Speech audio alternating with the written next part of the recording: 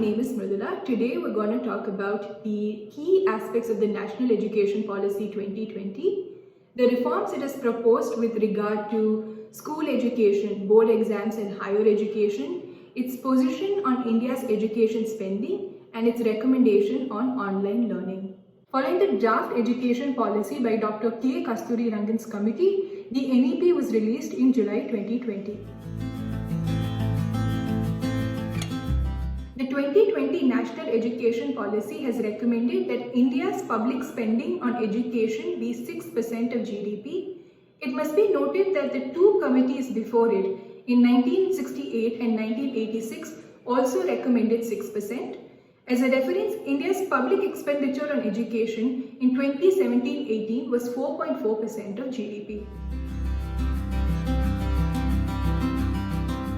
Indian schools today follow the 10+2 structure, 10 years from classes 1 to 10 and another 2 for classes 11 and 12. This will be restructured into a 5-3-3-4 format with 5 years of foundational stage for ages 3 to 8, 3 years of preparatory stage for classes 3 to 5, 3 years of middle stage for classes 6 to 8 and 4 years of secondary stage for classes 9 to 12. Since children in the age group 3 to 6 are not covered in the 10+2 structure, the design brings early childhood care and education within the ambit of the school education. The committee observed that the current nature of secondary school exams and entrance exams have resulted in coaching culture, which is causing harm to student learning. The committee therefore has called for reforms in this regard. Rather than months of coaching and memorization, board exams will now be redesigned to test core concepts.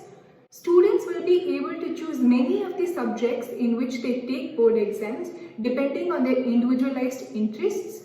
Students will also be allowed to take board exams up to 2 times in a given year, one main exam and one for improvement if they wish to do so. The committee observed that establishing primary schools in every habitation across the country has resulted in increased access to education. At the same time, this has resulted in development of schools with low number of students. The small school size makes it economically and operationally challenging to deploy teachers and critical resources such as library books and sports equipment. To address this, the NEP has recommended grouping schools together to form a school complex. The curriculum of all higher education institutions will be multidisciplinary to integrate arts and humanities with science, technology, engineering and mathematics. The National Education Policy builds in flexibility for undergraduate programs with multiple exit options. Students will receive a certificate after completing 1 year of education, diploma after 2 years, bachelor's degree after 3 years, and bachelor's with a research degree after 4 years.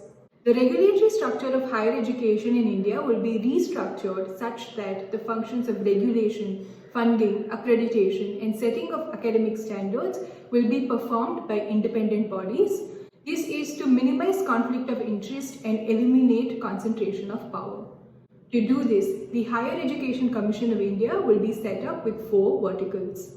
These are the National Higher Education Regulatory Council as a single regulator, the National Accreditation Council for accreditation of institutions, the Higher Education Grants Council for financing of higher education institutions, and General Education Council for specifying the curriculum framework and learning levels for higher education.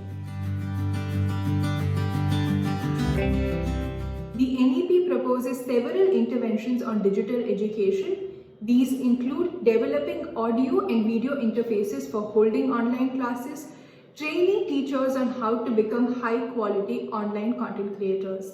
Where the digital infrastructure is lacking, the policy recommends making use of other channels such as TV, radio, and mass media in multiple languages.